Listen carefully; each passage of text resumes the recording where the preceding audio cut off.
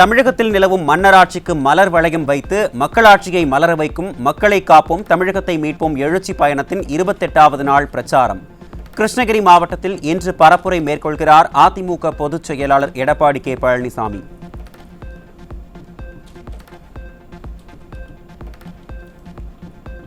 ஐநூற்று தேர்தல் வாக்குறுதிகளில் 98% நிறைவேற்றப்பட்டதாக திமுக அமைச்சர்கள் பச்சை பொய் சொல்லி வருகிறார்கள்.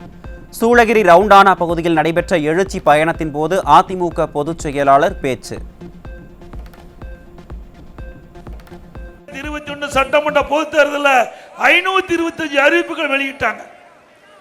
இன்றைக்கு முதலமைச்சர் ஸ்டாலின் சொல்லுகிறார், திரு ஸ்டாலின் அமைச்சர்கள் குறிப்பிடுகின்றார்கள், அவர்கள் அறிவிக்கப்பட்ட அறிவிப்புகளில் 98% நிறைவேற்றப்பட்டதாக ஒரு பச்சை பொய்யை இன்றைய தினம் பேசி வருகிறார். அப்படியே நிறைவேற்றிருக்கிறாங்க.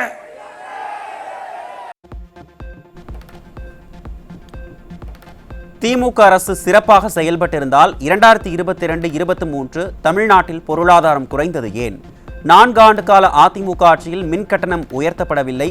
திமுக ஆட்சியில்தான் 67% மின் கட்டணம் உயர்த்தப்பட்டதாக எழுச்சி பயணத்தின் போது அதிமுக பொதுச் செயலாளர் குற்றச்சாட்டு. 4 ஆண்டு காலம் அதிமுக ஆட்சி 2017-18, 18-19, 19-20, 19-21 4 ஆண்டுல மின் கட்டணம் நாங்க ஏத்தல. மின் கட்டணம் ஏத்தணுமா 4 ஆண்டுல? அப்படின்னா பச்சை பொய்ய இன்றைக்கு இருக்கின்ற தொழில்துறை அமைச்சர் வேண்டும் என்ற திட்டமிட்டு ஒரு பொய்யான செய்தியை மக்களிடத்திலே சொல்லி அனைத்து இந்திய அண்ணா திராவிட முன்னேற்றங்கள் ஆட்சி மீது பழி போடுகிறார் என்பதை நேரத்தில் சுட்டிக்காட்ட விரும்புகின்றேன். இன்றைக்கு திராவிட முன்னேற்ற கழகம் ஆட்சிக்கு வந்த பிறகு 67% இன்றைக்கு மின் கட்டணம் உயர்ந்திருக்குது. 67% மின் கட்டணம் உயர்ந்திருக்குது. கடைக்கு பீக் அவர்ல மின் கட்டணம் உயர்த்தி விட்டது. இவ்வளவு மின் கட்டணத்தை உயர்த்தி விட்டு இன்றைக்கு முந்தைய அரசு மீது பழி போடுவது சரியா என்பதை மக்கள் சிந்தித்து பார்க்க வேண்டும். மக்களை காப்போம் தமிழகத்தை மீட்போம் எழுச்சி பயணத்தை கண்டு அதிர்ந்து போயிருக்கிறார் ஸ்டாலின். அதிமுக பாஜகவுடன் கூட்டணி வைத்தவுடனேயே ஸ்டாலினுக்கு பயம் வந்துவிட்டது என எழுச்சி பயணத்தில் அதிமுக பொதுச் செயலாளர் விமர்சனம். பஸ் எடுத்துட்டு புறப்பட்ட காரணத்துல தானே நீங்க மிகுந்த அதிர்ந்து போயிருக்கிறீங்க, அதிர்ச்சியில இருக்கிறீங்க. இத பார்த்தா மீண்டும் அவர் ஹாஸ்பிட்டலுக்கு போனாலும் போயிடுவார். தென்கனி கோட்டையில் இருக்கிற மக்களுடைய வெள்ளம் ஆரவாரம் நீங்க முகமலர்ச்சியோடு எப்படியோ நேரலையில பார்ப்பாரு. பார்த்துட்டா அவர் அதிர்ந்து போய்விடுவார். ஸ்டாலின் எப்பொழுது பார்த்தாலும் பேசுகிறார். திராவிட முன்னேற்ற கழக தலைமையில் அமைக்கப்பட்ட கூட்டணி பலம் வாய்ந்த கூட்டணி என்று பேசிக் கொண்டிருக்கின்றார். திரு ஸ்டாலின் அவர்களே, நீங்கள் கூட்டணி பலம் பலம் என்று சொல்லிக் கொண்டிருக்கின்றீர்கள். எங்களுடைய கூட்டணி பலம் வாய்ந்த கூட்டணி என்பதற்கு மக்களே சாட்சி. இங்க இருக்கின்ற மக்களே சாட்சி. மலர்களை விற்பனை செய்வதற்காக 20 கோடி ரூபாய் மதிப்பில் சர்வதேச ஏல மையம் அமைத்தது அதிமுக அரசு. அரசியல் காழ்ப்புணர்ச்சி காரணமாக திட்டத்தை முடக்கி விவசாயிகளை பழிவாங்கும் அரசாக விடியா திமுக அரசு இருப்பதாக எழுச்சி பயணத்தின் போது அதிமுக பொதுச் செயலாளர் குற்றச்சாட்டு. ஒசூர் பகுதியில் 20 கோடி மதிப்பில் சர்வதேச ஏல மையம் ஒன்றை ஆரம்பிக்கப்பட்டு அது அப்படியே பூட்டி கிடக்குது.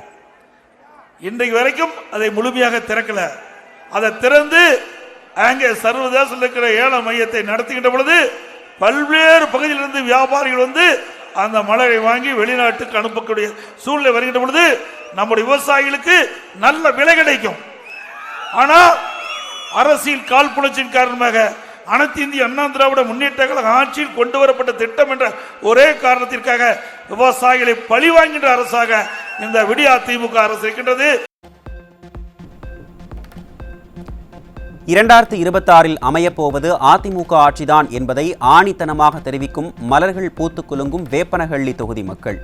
தனது ஆட்சியின் அவலத்தை மறைக்க திமுக செய்யும் தில்லுமுல்லுகளை எல்லாம் நம்ப மக்கள் இனியும் தயாராக இல்லை என அதிமுக பொதுச் செயலாளர் அறிக்கை.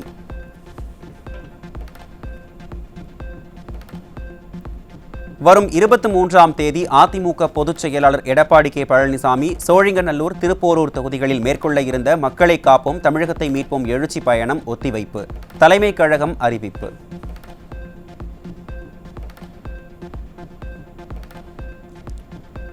திருவண்ணாமலை மாவட்டத்தில் புரட்சித் தமிழரின் எழுச்சி பயணத்தின் நோக்கத்தை லட்சணைகள் மூலம் மக்களிடம் கொண்டு சேர்க்கும் நிகழ்ச்சி. அதிமுக தலைமை நிலைய செயலாளர் SP வேலுமணி உள்ளிட்ட முன்னாள் அமைச்சர்கள் பலர் பங்கேற்று வாகனங்களில் எழுச்சி பயண லட்சணைகளை ஒட்டினர்.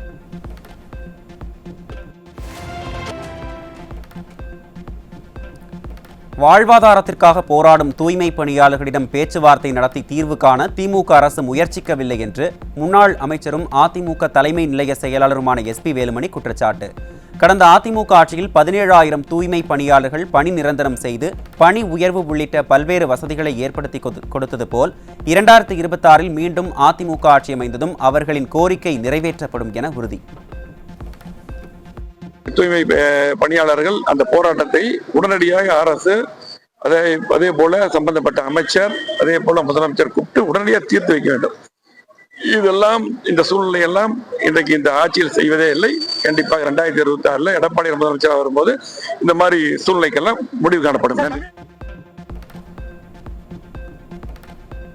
வேலூரில் மக்களை காப்போம் தமிழகத்தை மீட்போம் எழுச்சி பயணத்தின் முன்னேற்பாடுகள் குறித்து முன்னாள் அமைச்சரும் அதிமுக தலைமை நிலைய செயலாளருமான SP வேலுமணி தலைமையில் ஆலோசனை. கடந்த 4.5 ஆண்டு கால திமுக ஆட்சியில் எவ்வித மக்கள் நலத்திட்டங்களும் செயல்படுத்தப்படவில்லை என்று முன்னாள் அமைச்சர் SP வேலுமணி தாக்கு.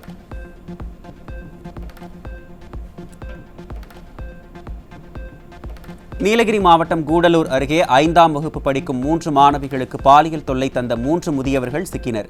அப்பா ஸ்டாலினின் திமுக ஆட்சியில் நாள்தோறும் சிறுமிகளுக்கு எதிரான பாலியல் குற்றங்கள் அதிகரித்து வருவதால் பெற்றோர்கள் வேதனை.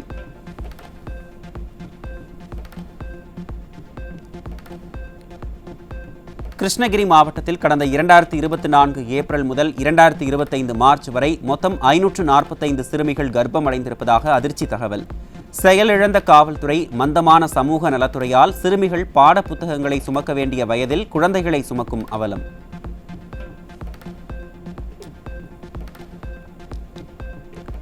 தேனி மாவட்டம் போடி அருகே வீட்டிற்கு சென்று கல்லூரி மாணவிக்கு பாலியல் தொல்லை கொடுத்த தொழிலாளி சிக்கினார்.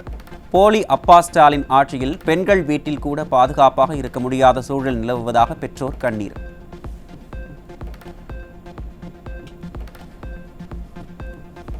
ஈரோடு மாவட்டம் பெருந்துறை அருகே கள்ளச்சந்தையில் மது விற்பனை செய்த பங்களாதேஷ் நாட்டைச் சேர்ந்த நபரிடமிருந்து 76 மதுபான பாட்டில்கள் பறிமுதல்.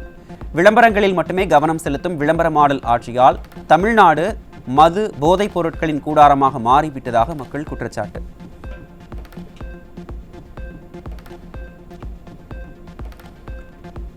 திருவள்ளூர் மாவட்டம் அண்ணனூர் ரயில் நிலையம் அருகே இளைஞர்களை சீரழிக்க 23 கிலோ கஞ்சா கடத்தி வந்தவர் சிக்கினார். தமிழகத்தில் கஞ்சா புழக்கத்தை கட்டுப்படுத்த திராணியற்ற ஸ்டாலின் அரசு இருந்து என்ன பயன் என மக்கள் கேள்வி.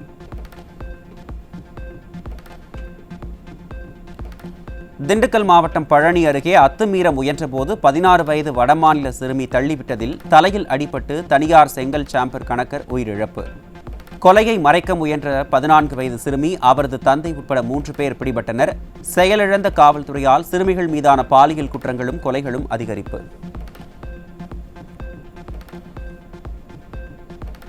திருவள்ளூர் மாவட்டம் வேப்பம்பட்டில் பேக்கரியில் ஓசிக்கு தின்பண்டம் கேட்டு அடாவடி செய்ததை தட்டி கேட்ட வியாபாரியை அரிவாளால் வெட்டிய 2 ரவுடிகள் சிக்கினர். முதலமைச்சர் ஸ்டாலின் தன் வசம் வைத்திருக்கும் காவல்துறை சீர்கெட்டுள்ளதால் இதுபோன்ற சம்பவங்கள் அதிகரித்துள்ளதாக மக்கள் குற்றச்சாட்டு.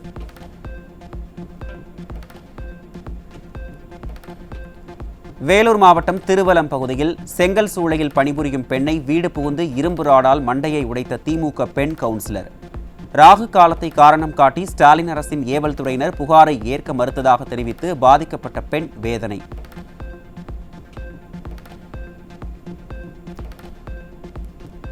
சேலம் மாவட்டம் வெள்ளையூர் பகுதியில் ஊரக வேலை திட்டத்தில் பல்வேறு முறைகேடுகள் நடப்பதாக கூறி பெண்கள் ஊராட்சி ஒன்றிய அலுவலகத்தில் தர்ணா போராட்டம்.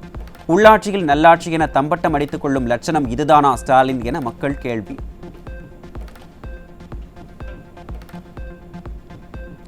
சென்னையில் பிளாஸ்டிக் பயன்பாட்டை தடுத்திட கொண்டுவரப்பட்ட காலநிலை வீரர்களுக்கான மின் ஆட்டோக்கள் பழுதடைந்து கேட்பாரற்று கிடக்கும் அவலம். விளம்பரமாடல் விடியாதிமுக ஸ்டாலின் ஆட்சியில் வெற்று விளம்பரங்களுக்காக திட்டங்களை தொடங்கி பின்னர் கிடப்பில் போடுவது வாடிக்கையாகி வருவதாக மக்கள் விமர்சனம்.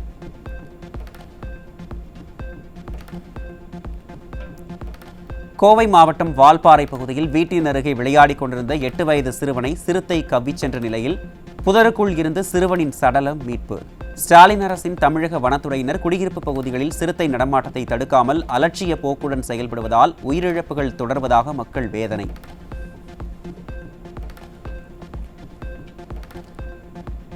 திருவள்ளூரில் பிறப்புச் சான்றிதழ் கிடைக்காததால் ஆதார் அட்டை பெற முடியாமல் தவிக்கும் பள்ளி மாணவன். ஸ்டாலின் அரசின் அதிகாரிகள் அலட்சிய போக்குடன் செயல்படுவதாக கூறி ஆட்சியர் அலுவலகத்தில் குடும்பத்துடன் தரையில் அமர்ந்து மாணவன் தர்ணா.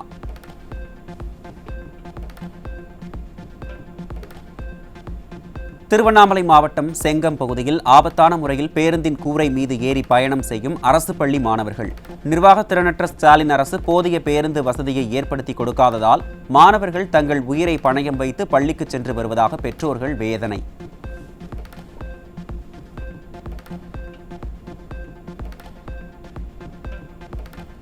மனித உரிமை பாதுகாப்புக்கு கேள்விக்குறியான மனித உரிமை பாதுகாப்பு.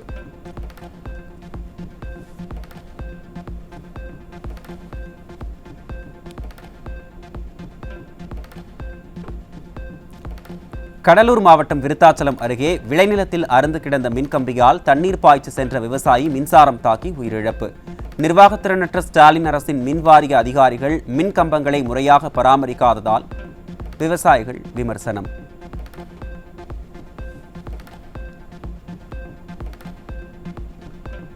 மதுரை மாவட்டம் உசிலம்பட்டி அருகே போலீசார் விசாரணைக்கு அழைத்துச் சென்ற நபர்களை காணவில்லை என்றும் அவர்களை விடுவிக்க கோரி உறவினர்கள் சாலை மறியல். மக்கள் விரோத ஸ்டாலின் ஆட்சியில் காவல்துறை மரணங்கள் அதிகரித்துள்ள நிலையில் காவல்துறை மீது மக்கள் நம்பிக்கையை இழந்திருப்பது அரசின் மிகப்பெரிய தோல்வியின் வெளிப்பாடு.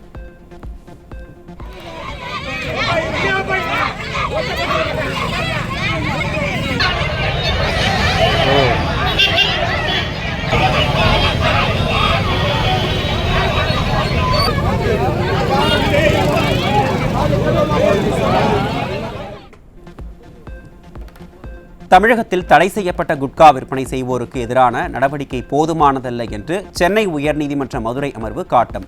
சட்டப்படி நடவடிக்கை எடுக்க தலைமை செயலர், சுகாதாரத்துறை செயலர், உணவு பாதுகாப்புத்துறை ஆணையர், டிஜிபிக்கு நீதிபதிகள் உத்தரவு.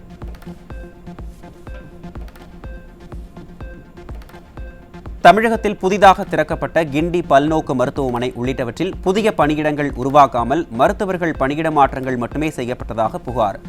மருத்துவர்கள் மீது பணிச்சுமையை திணிக்கும் திறனற்ற திமுக அரசை கண்டித்து வரும் 31ஆம் தேதி சென்னையில் அடையாள உண்ணாவிரத போராட்டம் நடைபெறும் என மருத்துவர்கள் சங்கம் அறிவிப்பு.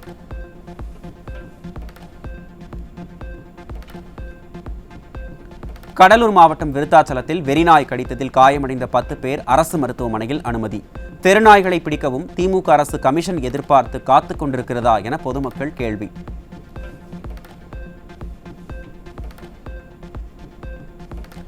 தமிழகத்தின் தெருக்களில் சுதந்திரமாக சுற்றும் தெருநாய்கள், மாடுகளால் விபத்து மற்றும் ராபிஸ் நோய் அச்சம் அதிகரித்துள்ள நிலையில் 4 ஆண்டுகளாக நடவடிக்கை எடுக்காத பொம்மை முதல்வர் ஸ்டாலின் அரசுக்கு சென்னை உயர்நீதிமன்ற மதுரை அமர்வு சாட்டையடி. உடனடியாக நடவடிக்கை எடுக்க தலைமைச் செயலாளர் அனைத்து துறைகளுக்கும் சுற்றறிக்கை அனுப்ப உத்தரவு. அரசு மந்த நிலையை நீதிமன்றமே நிர்வகிக்கும் அவலம்.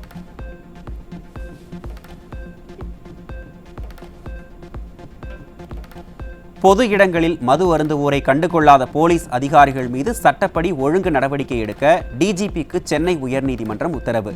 பொதுமக்கள் புகாரளிக்க எளிதில் தொடர்பு கொள்ள காவல் ஆய்வாளர்கள் தங்கள் செல்போன் எண், மின்னஞ்சல், வாட்ஸ்அப் எண் ஆகியவற்றை வெளியிட வேண்டும் என்று நீதிமன்றம் அறிவுறுத்தல்.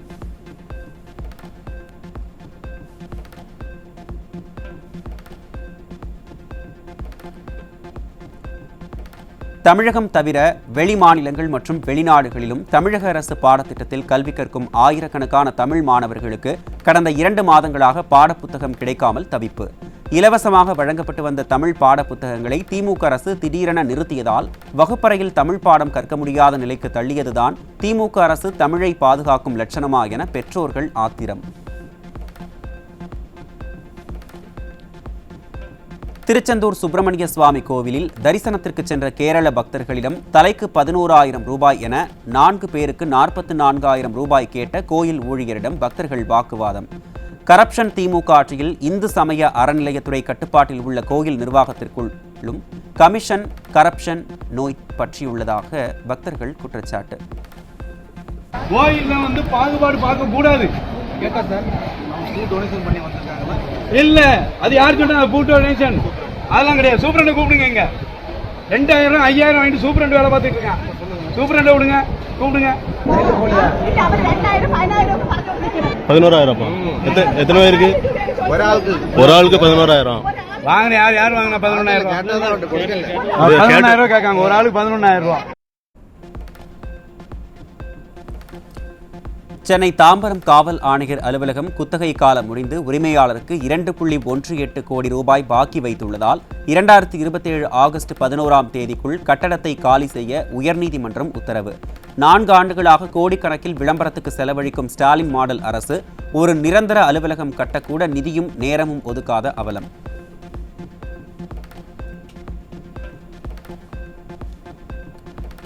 தனியார் மருத்துவக் கல்லூரியில் 2020-21ஆம் கல்வியாண்டில் 83,275 இருந்த எம்பிபிஎஸ் இடங்கள் 2024-25 கல்வியாண்டில் 1,15,900 உயர்ந்தும் ஆயிரக்கணக்கான இடங்கள் காலியாக உள்ளன. மேலாண்மை ஒதுக்கீட்டில் ஆண்டுக்கு 10 முதல் 30 லட்சம் ரூபாயும், என்ஆர்ஐ ஒதுக்கீட்டில் 1.8 கோடி ரூபாய் வரை உயர்ந்த கட்டணத்தால் பெரும்பாலான இடங்கள் தகுதியான நடுத்தர வருமான மாணவர்களின் மருத்துவ படிப்பு வெறும் கனவான அவலம்.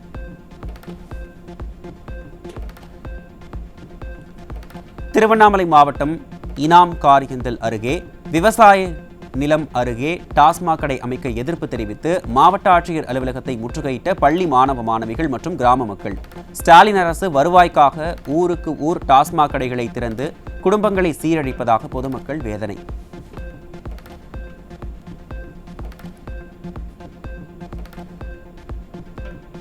அமெரிக்காவின் 25% ரெசிப்ரோக்கல் சுங்கம் விதிப்பதால் இந்தியாவின் மொத்த பொருட்கள் ஏற்றுமதியில் 55% பாதிக்கப்பட வாய்ப்புள்ளதாக அதிர்ச்சி தகவல். அமெரிக்காவிற்கு மாற்றாக மத்திய கிழக்கு, ஆப்பிரிக்கா உள்ளிட்ட 50 நாடுகளை குறிவைத்து ஏற்றுமதியை விரிவுபடுத்த மத்திய அரசு திட்டம்.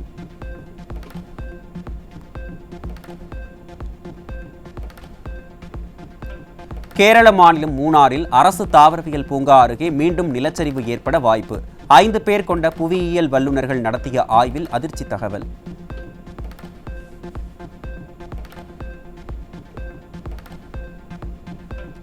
சுதந்திரத்திற்கு பிறகு இந்திய விளையாட்டுத் துறையில் மிகப்பெரிய மாற்றத்தை ஏற்படுத்தும் தேசிய விளையாட்டு நிர்வாக மசோதா மக்களவையில் நிறைவேற்றம். புதிய மசோதாவால் விளையாட்டு சம்மேளனங்களில் வெளிப்படைத்தன்மை, பொறுப்புணர்வு, நீதி ஆகியவற்றை உறுதி செய்யும் என்றும் 2036 ஒலிம்பிக் விண்ணப்பத்தில் இந்தியா முன்னேறுவதற்கும் ஒரு வழிவகுக்கும் என தகவல்.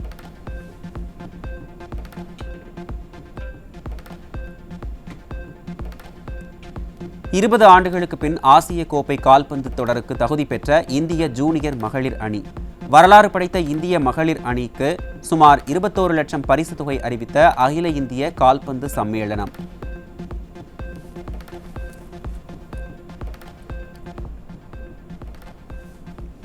விஷ்ணுவின் தீவிர பக்தனான பிரகலாதனின் கதையை கொண்டு உருவான மகாவதார் நரசிம்மா திரைப்படம் 210 கோடி ரூபாய் வசூலை கடந்து சாதனை. இந்தியாவில் தயாரித்த அனிமேஷன் திரைப்படங்களில் அதிக வசூல் குவித்த பட்டியலில் முதலிடம் பிடித்ததால் படக்குழுவினர் மகிழ்ச்சி. தெலுங்கு நடிகர் ரவி தேஜா நடிக்கும் மாஸ் ஜதாரா திரைப்படத்தின் டீசர் வெளியீடு. வருகிற 27ஆம் தேதி படம் வெளியாக உள்ள நிலையில் விரைவில் ட்ரெய்லர் வெளியாகும் என எதிர்பார்ப்பு.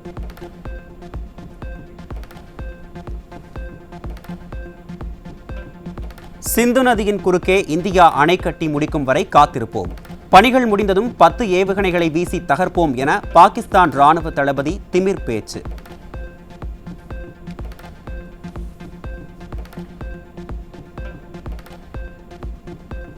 சிந்து நதியில் இந்தியா அணை கட்டினால் அதை உடைப்போம் என்ற பாகிஸ்தான் ராணுவ தளபதி ஆசிம் முனீர் திமிர் பேச்சுக்கு இந்தியா கடும் கண்டனம். அணு ஆயுத மிரட்டலுக்கு அடிபணியாது என்று இந்தியா ஏற்கனவே தெளிவுபடுத்தியுள்ளதாக வெளியுறவுத்துறை அறிக்கை.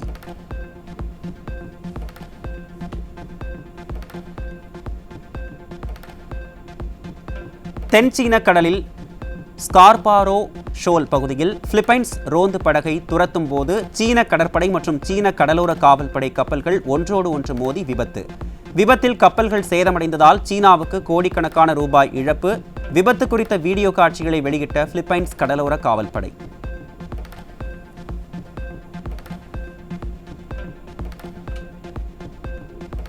இந்திய ஸ்மார்ட் போன் சந்தையில் 2025 முதல் பாதியில் ஆப்பிளும் விவோவும் விற்பனை வளர்ச்சியில் முன்னிலை பெற்ற நிலையில் ஐபோன் 16 அதிக விற்பனை சாதனை. OnePlus, போகோ, Xiaomi, ரியல்மி போன்ற சில சீன பிராண்டுகள் விநியோகத்தில் சரிவு.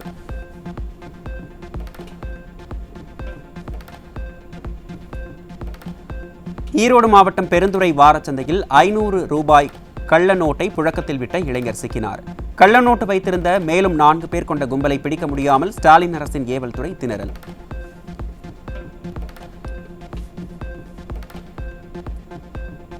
வேலூர் மாவட்டம் குடியாத்தம் அருகே வீட்டின் மேல் மாடியில் மாமியார், மருமகள் என குடும்பமாக சேர்ந்து கள்ளச்சாராயம் காய்ச்சி விற்பனை செய்த அவலம். கள்ளச்சாராயத்தை ஒழிக்க திராணியற்ற விளம்பரமாடல் அரசால் சட்டவிரோத செயல் குடிசை தொழில் போல் துணிச்சலாக நடைபெறுவதாக மக்கள் குற்றச்சாட்டு.